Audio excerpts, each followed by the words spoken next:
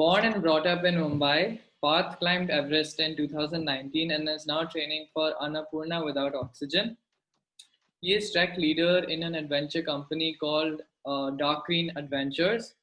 He organizes and leads treks around Maharashtra, backpacking trips in the Himalayas, Bhutan, and in the south.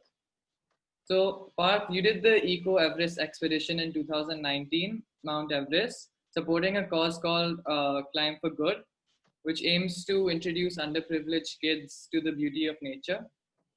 Yes, Now you're preparing to climb 26,545 feet high Annapurna, one peak without that's right. supplementary oxygen. That's right. So my first question is, how did your Everest climb go? And can you share about some exciting details and some difficult moments? Oh, Everest expedition was something that I had been preparing for, dreaming for, obsessing with since the last 9 years, since 2010 when I started trekking for the first time. So, yes, after years and years of training, after overcoming all sorts of challenges back home that one needs to do before you can go to the Everest expedition, for example, like raising the money because it costs a lot, like around 25 to 30 lakh rupees to climb Mount Everest.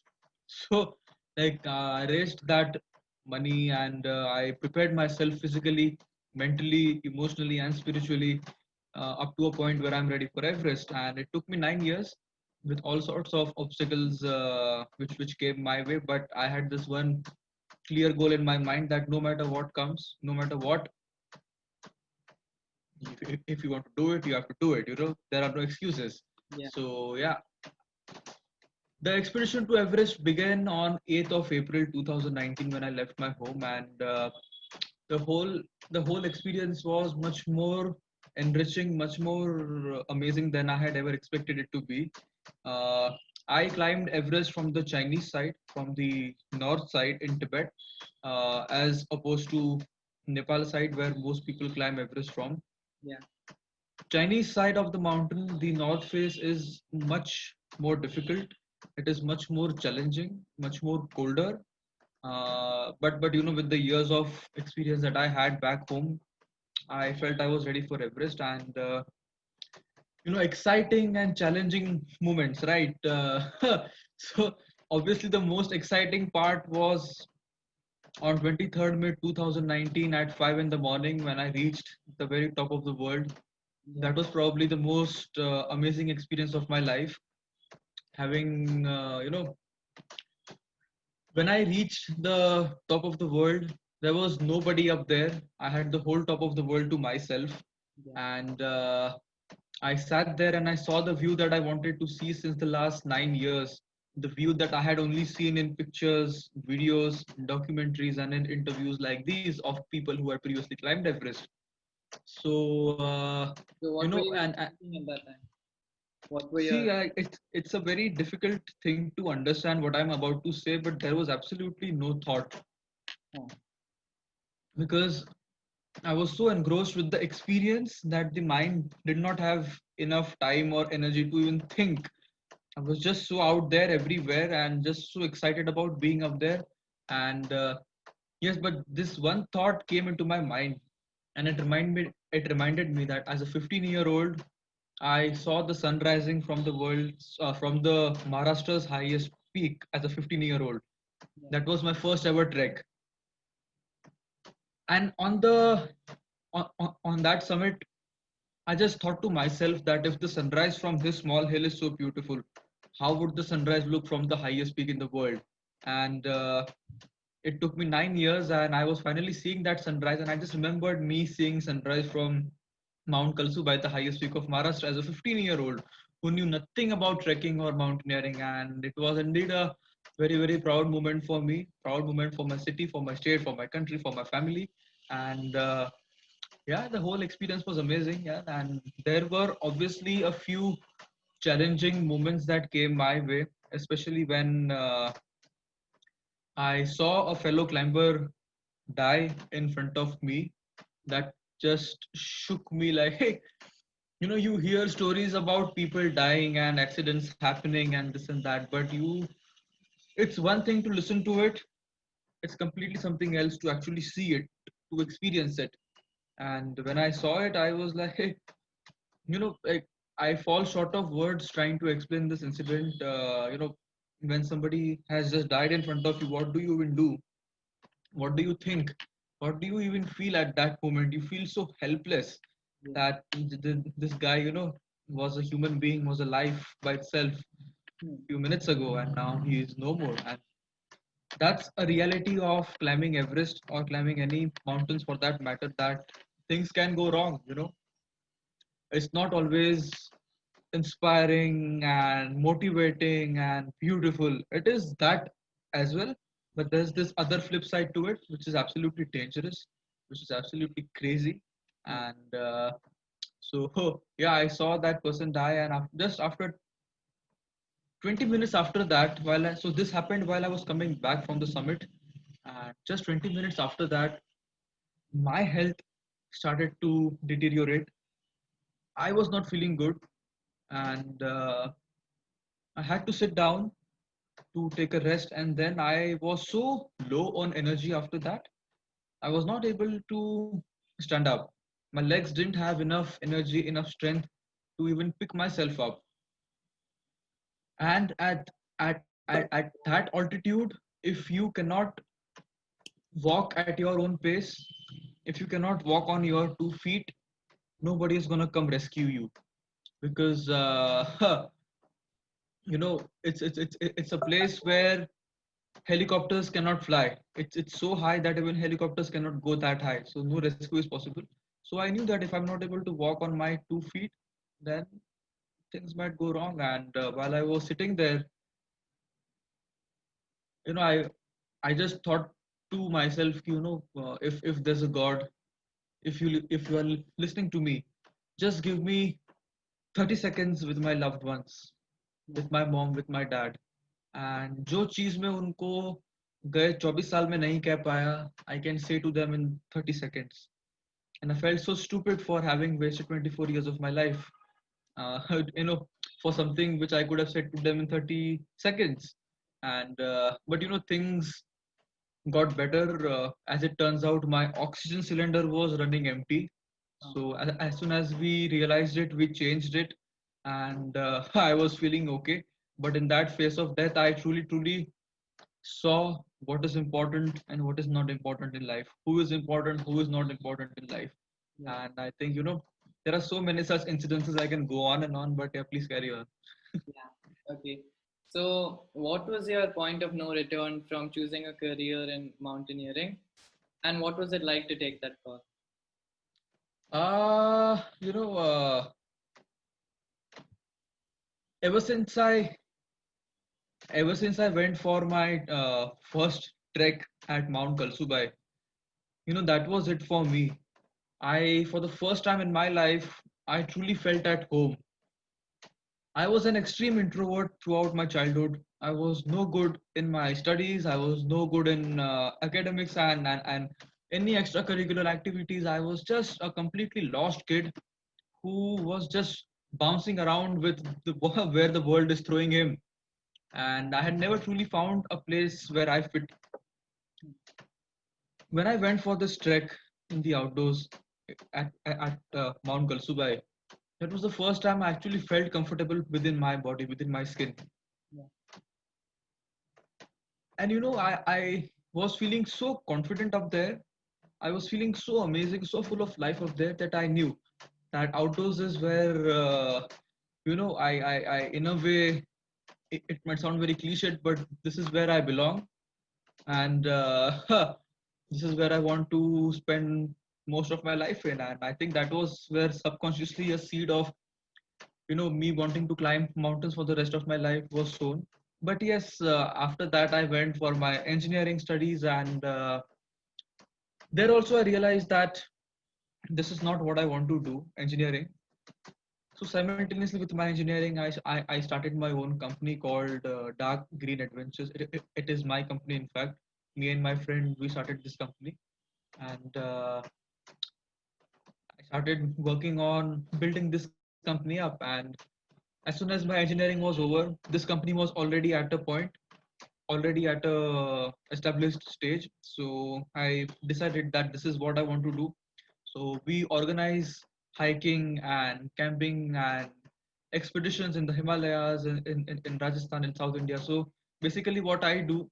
So I thought that this is it.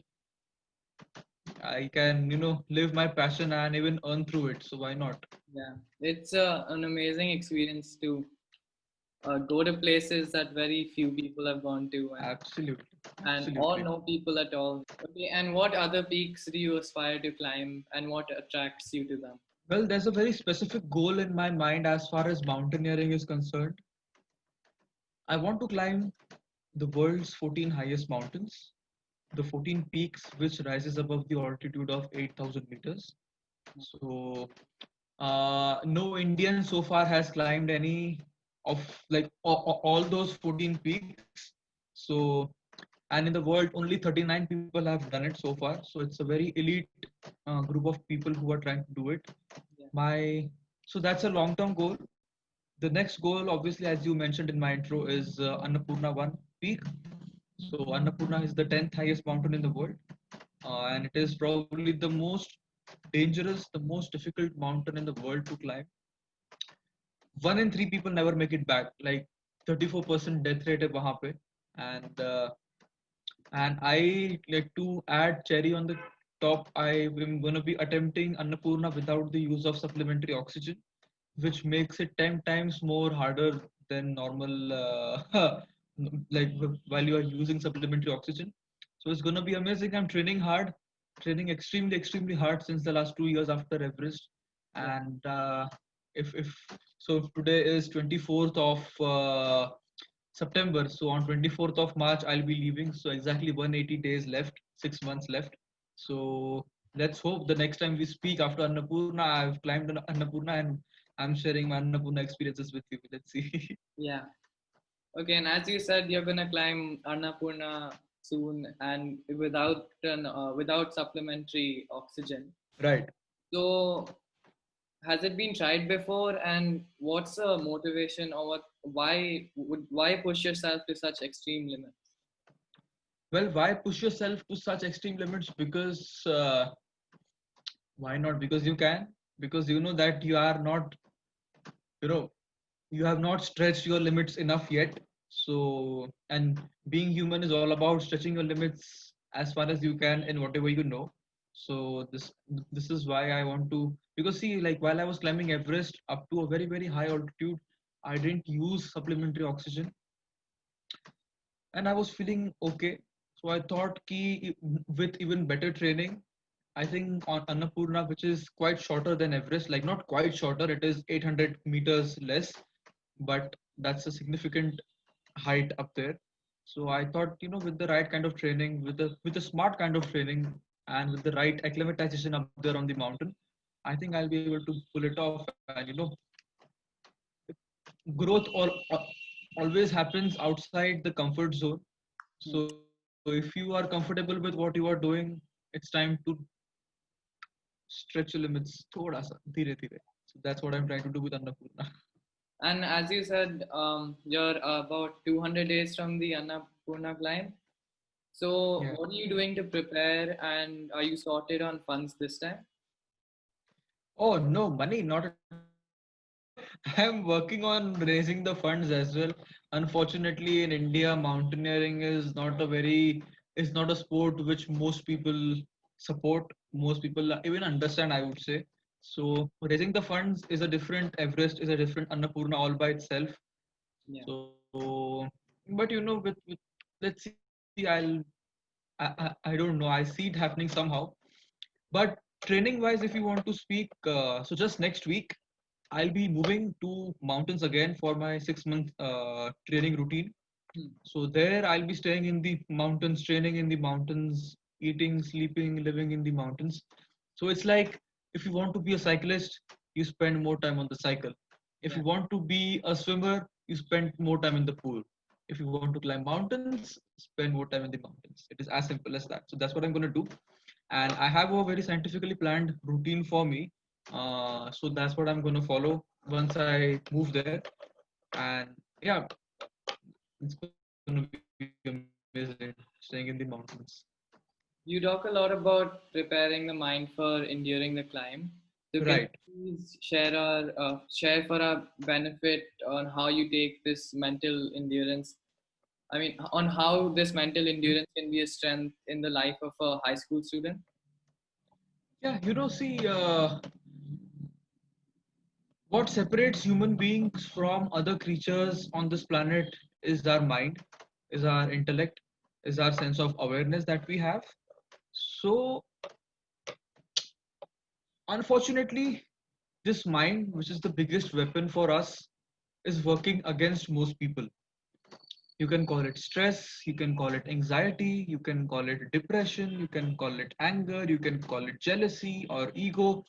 All these negative things that weigh you down is the creation of your mind. Yeah, And it is being created because you are not able to handle your mind the way it should be.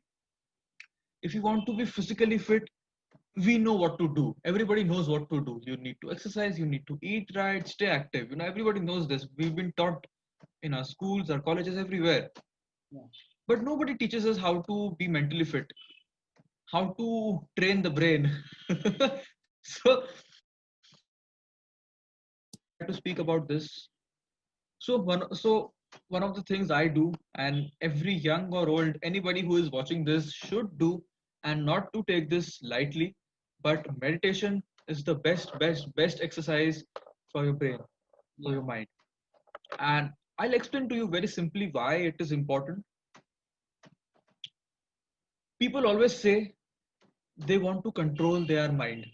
mm, So in this context, let me give you an example. If you go to a driving instructor, you don't tell him that I want to learn how to control a car. If you say this, he'll say, no, no, no. First, you have to understand the basics. What is a clutch? What is a gear? What is a steering? What are all these lights all about? And everything, all the basics. yeah, Similarly, in our mind, if you understand the basics of how this works, how your mind works, how your emotions work, once that understanding comes, control will be a byproduct. You will be able to use your mind the way you want it, and you won't be a slave to your mind. Your mind will be your slave. That's how it should be. So, what happens while you are meditating is if you just close your eyes and sit still. Everyone listening to this podcast should try this. If for your well-being, you can start off with 5 minutes a day. Whenever you get some time, just sit wherever you are, close your eyes, and just observe what is going on in your mind. Just see how a thought starts, how it develops, and then where all it goes. Like sometimes people say कि oh, मैं क्या सोच रहा था और कहाँ निकल गया. There is no connection to where we started thinking and where it went. yeah, So how this thought starts, how it progresses, if you really see it, and only if you see it and you understand it, then you'll have the absolute control over it. So just becoming a witness of your mind can do wonders to you. And this is the permanent solution. It would take some effort, some striving to do it, but nothing great happens without striving. So this is one thing I used to do, just sitting still and observing what goes on here. Other thing I used to do is whatever you're doing, whatever activity you are doing in life, for me it was workout and physical activities. So in those I used to push myself beyond what I thought was possible for me. For example, I'll give you a very simple example. If I go out of my house thinking I want to run 5 kilometers, yeah, by the time 4.5, 4.6 kilometer is done, I suddenly tell myself, no, I need to run 3 more kilometers. And what happens is your mind will start giving you excuses. Ki, oh, why? You thought you want to do 5 kilometers and you already did it. So why you are trying to, push yourself and torture yourself? But no, if you can rise above all these excuses with your mental power, if you stretch your limits in whatever activity you are doing in the world, if you keep on doing it, then mentally you will become very, very, very robust. So these are two things I used to do. And one more thing which worked wonders for me is I used to watch videos of three people on YouTube, which which in a way changed my life completely. So he is my spiritual guru now. uh, Another guy is Sandeep Maheshwari, and third one is Osho. So whoever is listening to me, you can, आप कोशिश कर सकते हो उनके videos सुनने के लिए. They will bring a lot of clarity in you, and if they resonate with you, wonders can happen to you mentally. So these are a few things that I used to do. Who are some of your favorite mountaineers, and what have they achieved that inspires you? Oh, so I wouldn't say favorite, but some of the people I look up to is one of them being Arjun Vajpayee. He is a mountaineer from India. So I was a big fan of him in the initial days. Then he became my friend. Then he became my mentor. I stayed with him for a year. He trained me under him as his own, and I owe a lot to him. That guy has made me into the person, made me into the mountaineer who I am today. So he is definitely one of the people I look up to. Another guy, for every mountaineer, Reinhold Messner, the first man to climb all those 14 8,000-meter mountains without supplementary oxygen, all 14. So that guy is a crazy dude, and he is an inspiration for everybody who likes to climb mountains. Then there are many names actually. If you take Conrad Anker, mountaineer from US, Ed Wiesturs from US, he has climbed all the 14 8,000-meter mountains, and his book is one of my favorite books, which is called No Shortcuts to the Top by Ed Wiesturs. Yeah. So it is one of the most amazing books I've read, and it is not just about mountaineering; it is about life in general, and there's so many other names, and I can just go on because you learn something from everyone. So everybody who has inspired me in some ways, I look up to them, and I'm always grateful to them.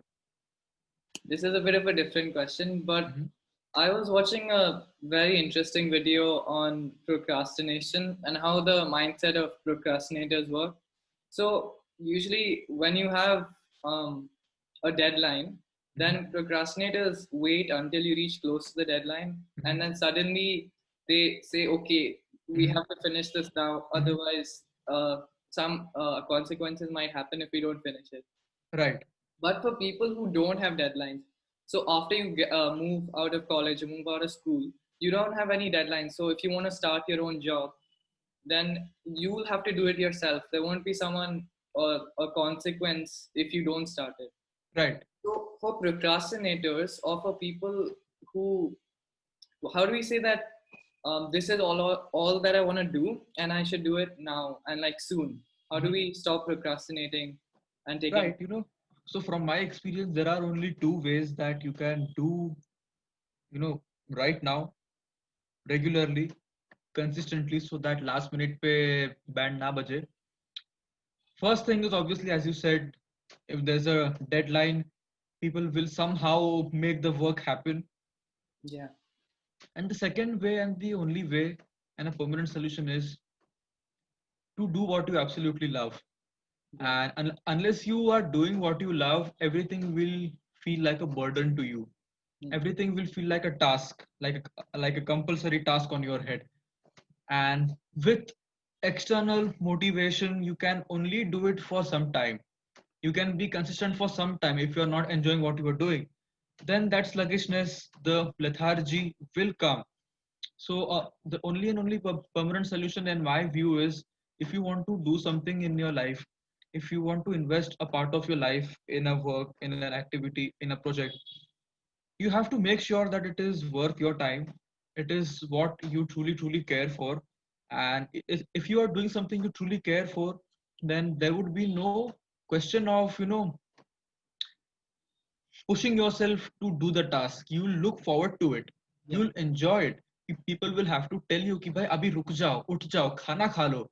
So like even you can experience this like from your own observation. If you see whatever you love doing, time just flies. Yeah. And whenever you are doing something that you don't like, it just feels like an eternity. So if you're doing something that you truly love, all these things, procrastination and all this nonsense will never happen. And that's the only permanent solution. or else if you can set regular deadlines for yourself personally within you, and Yeah. if you can be disciplined enough to match those goals, then well and good, if that works for you. But even that's not a permanent solution. Just fall in love with whatever you're doing, or do something that you are in love with. And my last question to you is, for people who are still in school and in going into college, and who don't know what it is they enjoy doing and what they would like to take up as a career, what advice would you give them? So I wouldn't call it advice, but I would just like to share my experience in this. So usse jisko bhi hint chahiye wo le lena. I In my school days, I used to be more inclined towards music. I used to play tabla. I was heavily into it. I wanted to be an artist. Then during my board exams, I wanted to be a pilot. Then I chose engineering. Now I'm climbing mountains. Yeah. So there is no link at all. In India, at the age of 18, you choose a career path for what you want to do for the rest of your life, be it engineering or doctor or CA or whatever. At the age of 18, you are too young to understand what you truly want from your life. Unless and until, like for me, like in my observation, unless and until you are 23, 24, up till then, I want all the young kids to, expose themselves to whatever opportunity, information, new experience that the world tries to throw at them. Just go out, talk to people, meet new people, go on treks, go on trips, and always be open to new experiences. And you know and if even after, maybe you are in engineering or something, even if something comes up after that that you truly want to do, like it came to me when I was in my engineering, be open to it and have the guts to accept it and work towards it. Because when you accept it, the world will go against you. I can promise you that. Likke. Yeah. So, but if you truly care about what has come to you, what you are falling in love with, then you have to fight for it. Otherwise, when you are 35, 40 years of age, then you'll think, oh, I had a chance, but I give myself these excuses and now I cannot do anything about it. I wish this happens to nobody. So whenever something comes to you which you truly want to do, just go ahead and do it. Yeah. Do it लोग क्या कहेंगे लोग तो वैसे भी कहते रहेंगे उनका Yeah. तो काम है कहना और वो तुम्हें नहीं आने वाले जब when every day you have to wake up to something you don't like they are not the लोग क्या कहेंगे वाले लोग तभी नहीं आने वाले आपको सपोर्ट करने so always be open, keep your mind open, be willing to new things, and don't settle unless you find something that you truly genuinely care for. Even 1 minute of your life should not be invested on something that you don't like, let alone the entire life. So please, just be open to whatever comes your way. That's it. So that's all. Thank you so much for talking to me today. Thank you, brother. Thank you for inviting me on your show. Means a lot. Yeah, and I'm sure a lot of people will benefit from this talk. I hope so. And I wish you all the best with your Annapurna climb and Thank your you, brother. climbs after that. And all the best to you. आपकी exams आ रही है, hopefully Covid time में थोड़ी clarity आए अभी क्या है. And I hope you do well, and I hope to speak to you after Annapurna expedition and share Yeah, my experiences with your audience. definitely.